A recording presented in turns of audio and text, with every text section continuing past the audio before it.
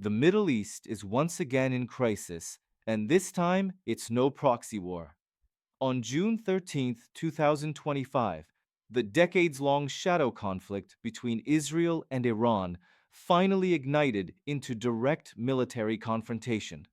In the early hours, Israel launched a large-scale aerial operation targeting Iranian military infrastructure and nuclear facilities.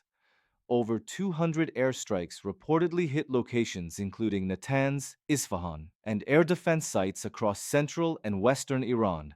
The stated goal: to neutralize what Israel believes is an imminent nuclear breakout. Iran responded swiftly. That same day, it launched over 150 ballistic missiles and more than 100 drones towards Israeli territory, while Israel's Iron Dome, David Sling, and Arrow 3 systems intercepted the majority.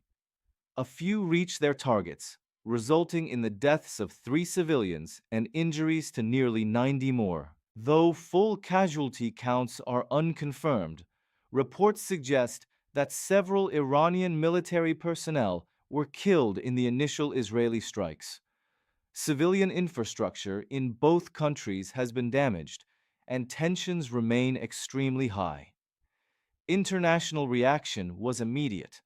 The United Nations called for de-escalation. The United States affirmed Israel's right to self-defense, and oil markets responded with volatility. As of now, the conflict is real, ongoing, and dangerous.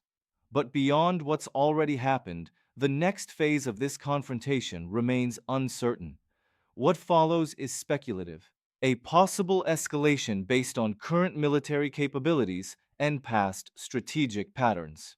Should the fighting continue unchecked, Israel may shift from targeting infrastructure to focusing more directly on Iran's military leadership. Analysts warn that Israel could attempt to disrupt Iran's chain of command by striking mobile command posts, key Revolutionary Guard figures, and intelligence assets involved in weapons development. In turn, Iran may expand its retaliation using regional proxies, including Hezbollah or Shia militias in Syria and Iraq. More missile barrages could be launched, this time aimed at overwhelming Israeli air defenses. Cyber attacks might intensify, hitting Israeli banking, energy, or transport systems.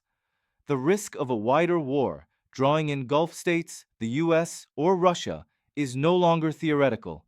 It's real. Some experts warn that if the tempo and precision of Israeli strikes persist, Iran's military capabilities could be degraded to a point where it would struggle to function in a modern warfare environment.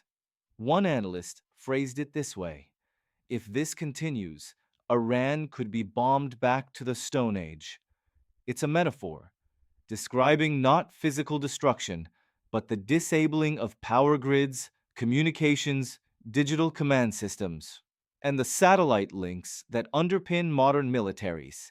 If Iran is forced to rely on analog communications and manual logistics, it would mean a dramatic regression in its ability to conduct coordinated operations. This wouldn't mean collapse, but it would mark a serious strategic setback. The conflict could also shift toward economic targets. Israel has the cyber tools to sabotage oil terminals, ports, and shipping lanes. Iran, in turn, may attempt to block the Strait of Hormuz or disrupt tanker traffic, escalating pressure on global markets.